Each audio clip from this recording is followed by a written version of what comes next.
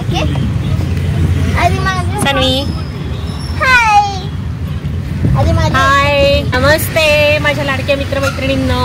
आम्ही चाललेलो आहोत पेशवे पार्कला. आज आहे शनिवार आणि सानवीला आता आज सुट्टी आहे आणि त्यांचा मूड आहे बाहेर फिरायला जायचा. तर बाळाला तर घेऊन जायचं नव्हतं पण बाळ तयार झालेले त्याच्यामुळे आम्ही चालले पेशवे पार्कला. हाय करा हाय करा हाय करा हाय करा हाय करा हाय करा. अगं लक्ष नाही आता सध्या सगळीकडेच निवडणुकीचे वातावरण आहे आणि त्याच्यामुळे आपल्या आजूबाजूच्या एरियामधले जेवढे काही कॉर्पोरेटर आहेत किंवा राजकारणी जे लोक आहेत ना, इतक्या वेगवेगळ्या योजना घेऊन येत आहे, काही ना काहीतरी वेगवेगळे कार्यक्रम ठेवत आहे आणि जरा हायलाईट्समध्ये येत आहे. तशाच प्रकारचा एक कार्यक्रम आमच्या इथे ठेवला होता. व्हिडिओच्या सुरुवातीला तुम्हाला सायकल वगैरे दिसल्या असतील तर आमच्या इथल्या एका कॉर्पोरेटरने ना स्वस्तात सायकल अशा ठेवल्या होत्या विकायला. परंतु जेव्हा आम्ही जाऊन बघितलं ना तेव्हा तुम्हाला खरं सांगते पैशाच्या मानाने काहीही क्वालिटी नव्हती त्या सायकलची.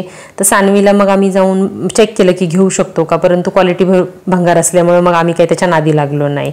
तर असं अशा प्रकारच्या आता योजना येतच राहणार. जोपर्यंत निवडणुका होत नाहीत ना तोपर्यंत हे राजकारणी लोक आपल्याकडे असेच मतांसाठी येत राहणार आणि एकदा का निवडणूक झाली ते निवडून आले की 5 वर्ष मात्र काही परत आपल्याकडे फिरकणार नाही.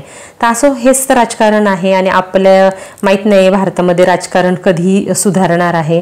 आपण भले कितीही नावं ठेवली तरी आपल्याला त्यांनाच वोट करावं लागतं पुन्हा एकदा आणि आपण परत पुन्हा एकदा त्यांच्याच भरोशावर बसतो आपले काही फायद्यांसाठी किंवा प्रगतीसाठी. तर असं बघू शकता तुम्ही सानवी आणि बाळाला घेऊन येणं आम्ही आलो होतो सारसबागेला. सारसबागेच्या मागच्या साईडला एक मस्त असं मोठं उद्यान आहे. सारसबागेच्या मागे ना एक पेशवे पार्क म्हणून आहे आणि ते जे गार्डन आहे ना ते ॲडव्हेंचर पार्क आहे. पुण्यामधल्या ना बऱ्याच लोकांना माहिती नाही आहे, इव्हन आम्हाला देखील माहिती नव्हतं की तिथे असं खूप सुंदर ॲडव्हेंचर पार्क आहे. आता उन्हाळ्याच्या सुट्ट्या चालू झालेल्या आहेत मुलांना, त्याच्यामुळे मग कुठं न्यायचं असा प्रश्न पडतो. तर ह्या ॲडव्हेंचर पार्कमध्ये ना तुमच्या मुलांना नक्की न्या. जर तुम्ही पुण्यात राहत असाल तर जस्ट सारसबागेला लागूनच मागे पेशवे पार्क आहे. खूप छान मुलं मस्त तिथे रमतात. तर इथे तुम्ही बघू शकता मस्त आपले गणपती बाप्पा आहेत सारसबागेचे. तळ्यातल्या गणपती आहे. पुण्याचं वैभव, पुण्याची शान म्हणजे आपला सारसबागचा गणपती. त्याच्यामुळे आम्ही पहिलं तर इथं दर्शन घेतलं, बाळाला दर्शन वगैरे दिलं छानपैकी आणि मग नंतर आम्ही तिथे गार्डनमध्ये गेलो. तर इथे तुम्ही बघू शकता वेगवेगळ्या प्रकारचे खेळ वगैरे आहे. इथं फुलराणी ट्रेन म्हणून पण आहे लहान मुलांची. तर ह्या उन्हाळ्याच्या येत्या सुट्ट्यांमध्ये तुमच्या मुलांना इथे नक्की न्या. तर आता तुम्ही म्हणत असाल की ताई मागचा 1 आठवडा झाला तुझे व्हिडिओ आले नाहीत, काय नाही, तू नक्की कुठे आहेस? तर काय सांगू मैत्रिणींनो तुम्हाला माझी हालत आता काय झालेली आहे सध्या.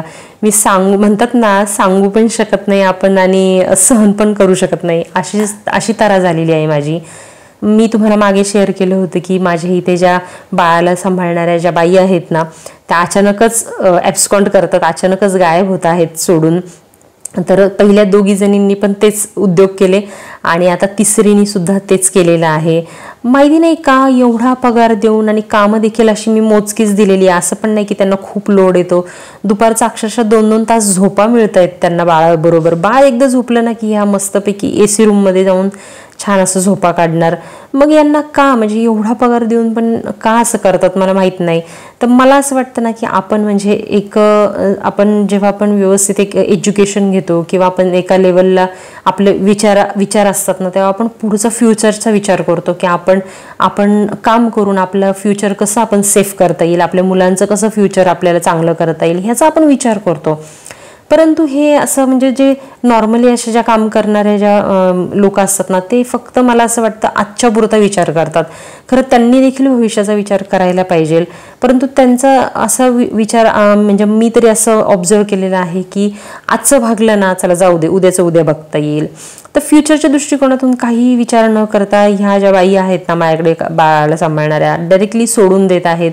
पण ते असं विचार करत नाही की चला टिकून काम करायचं. तर टिकून काम करणारे लोक आजकाल खूप कमी मिळतात. तेच माझ्या इथं झालेलं आहे. एवढं चांगलं त्यांचा लाड करून पण बऱ्यापैकी मोजकं काम देऊन पण असं अचानकच ह्या 3ऱ्या बाईंनी पण मला टांग दिलेली आहे अक्षरशः. काही नाही म्हणली माझं पोट दुखतंय, 1 दिवस आजारी आहे म्हणून मी तिची वाट बघितली. चला दुसऱ्या दिवशी फोन केला तरी देखील ती आजारीच होती. दुसऱ्या दिवसापासून तिने माझी फोन उचलणं बंद केलं. एक 4-5 दिवस मी फोन करत राहिले आणि गेल्या बुधवारपासून ती आलेली नाही आहे. ते आज 10 दिवस उलटून गेले तरी पण तिचा एकही फोन आलेला नाही आहे. तर जर सोडायचं तर नीट व्यवस्थित सोडायचं ना, असं वाईट वागून का सोडायचं, म्हणजे नाव का खराब करून सोडायचं, मला हे समजत नाही. तर असं त्याच्यामुळे माझी इतकी आत्ता हालत खराब झालेली आहे ना, तर मी काहीच सांगू शकत नाही तुम्हाला मी काय आत्ता सध्या परिस्थितीतून जात आहे.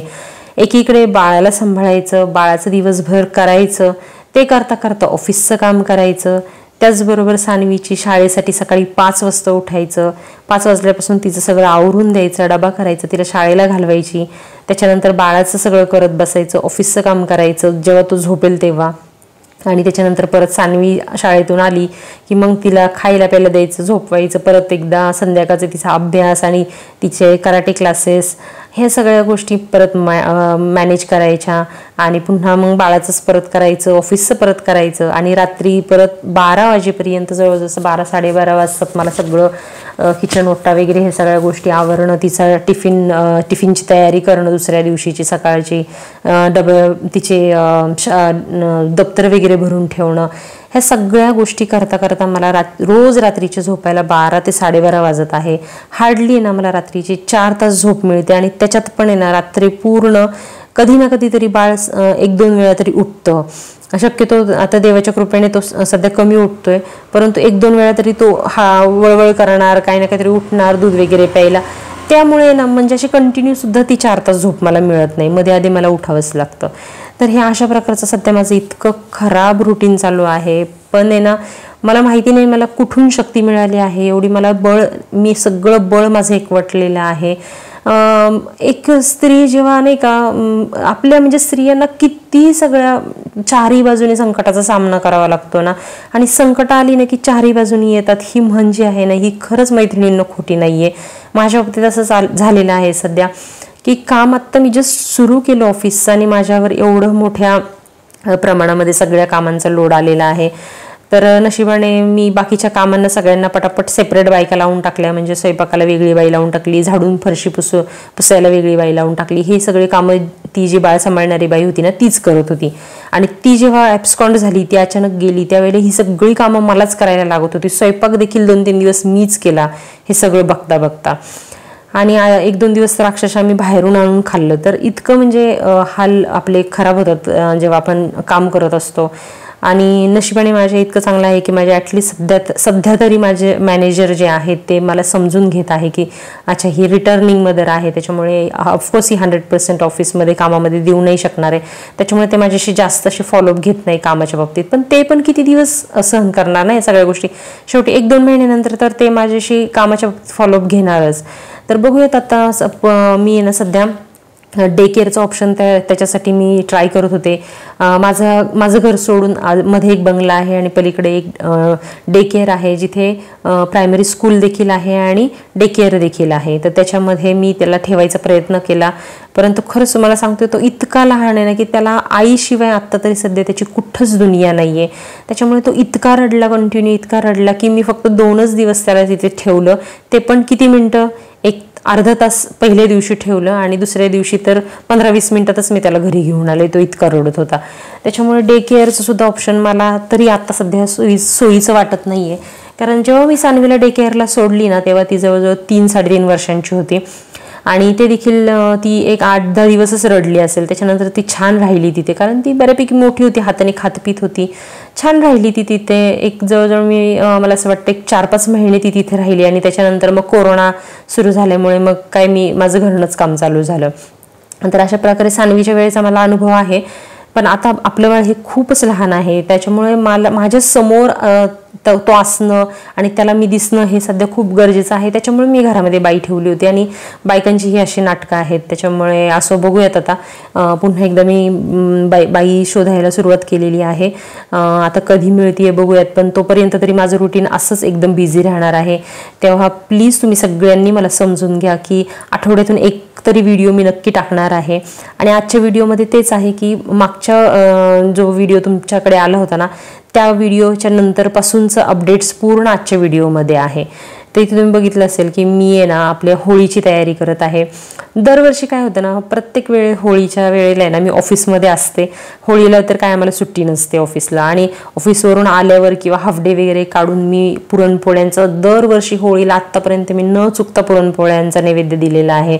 गेल्या वर्षी देखील मी एवढी म्हणजे प्रेग्नन्सीचा माझा जवळजवळ एक 7वा-8वा महिना चालू होता, तेव्हा देखील मला एवढा त्रास होत होता, तरी पण मी पुरणपोळीचा त्यावेळेला देखील नैवेद्य केला होता. तुम्ही माझा जर मागचा व्हिडिओ बघितला असेल तेव्हा, तर त्याच्यात पण मी पुरणपोळ्या वगैरे केल्या होत्या एवढंसं पोट घेऊन.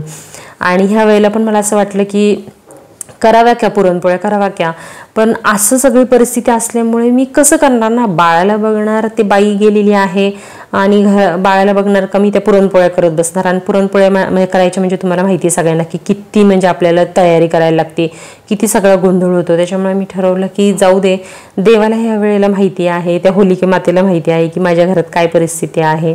त्याच्यामुळे मग मी गोड आहे ना, म्हणजे आम्रखंड, ते मी बाहेरून आणलं आणि बाकीचं भाजी वगैरे जी आहे ना ती मी दुपारीच जेव्हा बाळ झोपलं ना तेव्हा करून ठेवली, नैवेद्य वगैरे बाजूला काढून ठेवला आणि संध्याकाळी ना फक्त गरमागरम पुऱ्या केल्या, भात लावला, म्हणजे नैवेद्याचा भात वेगळा असा लावला, भातवरण.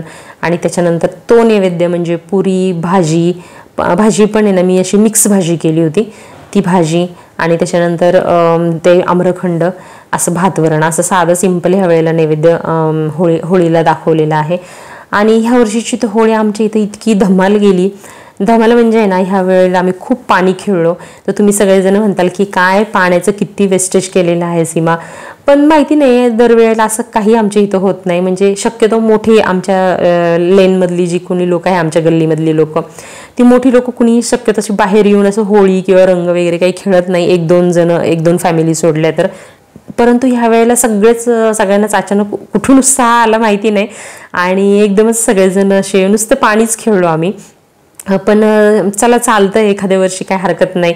आणि ते जे आहे ना ते बोरचं पाणी आहे, त्याच्यामुळे बोरिंगचं पाणी आहे आणि ते पुन्हा जमिनीतच मुरणार आहे. त्याच्यामुळे जरी आम्ही पाणी खेळलो असेल तरी आम्ही असं काही कुठलं कॉर्पोरेशनचं किंवा आपल्या धरणातलं पाणी वगैरे आम्ही असं काही वायाला घालवलेलं नाहीये. वर्षातून एकदा सण येतो ना, आपण रोजच पाण्याची बचत करतो. आपण आपल्या सणाला आपणच नाही खेळलो होळी, तर मग कोण खेळणार. आपला सण आपणच पाळायचे आहे. तर होळीच्या निमित्ताने आम्ही पुन्हा एकदा छान असं एकत्र आलो सगळेजणांनी, गल्लीमध्ये छान मस्त अशी धमाल केली.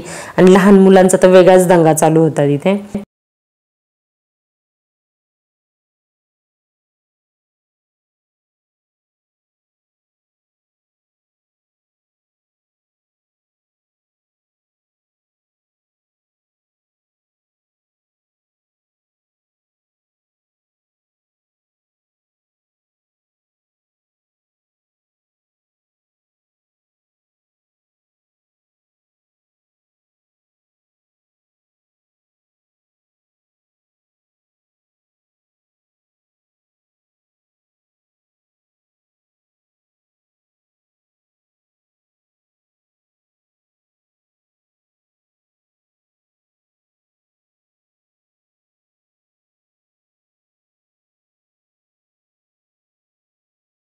तर बघितलं असेल तुम्ही, आम्ही मस्तपैकी भरपूर पाणी वायाला घालवलेलं आहे.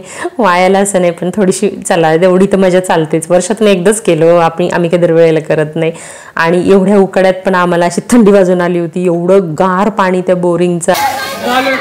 बासे लोकांना पाणी नाही. आणि आपण म्हणजे कधीतरी लहान मूल होऊन आपण जगलो ना की खरंच खूप छान वाटतं. इतर वेळेला आपलं असतं ना की असं नाही, असं नाही आपण वागायचं, तसं नाही वागायचं.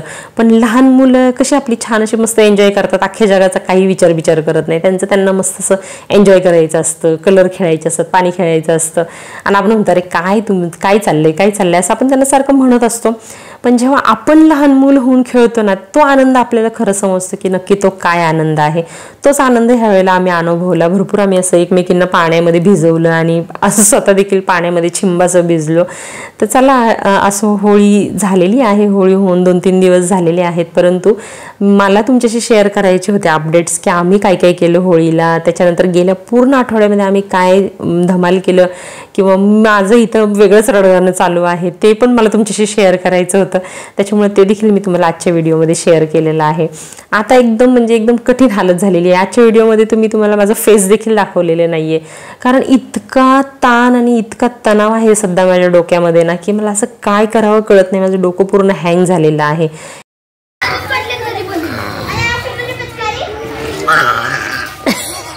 तुला जायचंय?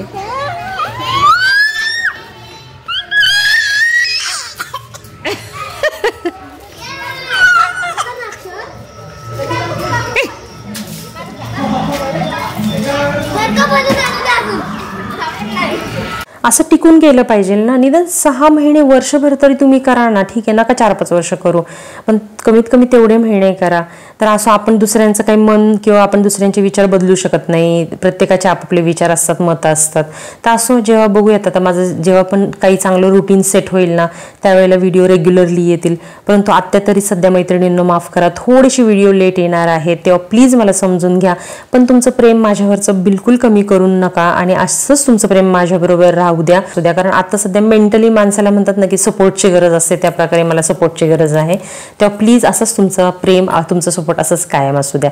तर सानवीचं आहे ना कराटे क्लास मी बदललेला आहे, तर छोटीशी क्लिप ॲड करत आहे. दुसरा कराटे क्लासमध्ये मी तिला ॲडमिशन घेतलेलं आहे काही कारणास्तव. तर चला मैत्रिणींनो, आजच्या व्हिडिओमध्ये एवढंच. भेटूयात पुन्हा एका अशाच नवीन व्हिडिओमध्ये. तोपर्यंत जर आपल्या चॅनलवर तुम्ही नवीन असाल, आपले व्हिडिओ पहिल्यांदा बघत असाल, तर प्लीज आपल्या चॅनलला सबस्क्राईब करा आणि या व्हिडिओला एक लाईक नक्की करा. चला तर मग, बाय बाय.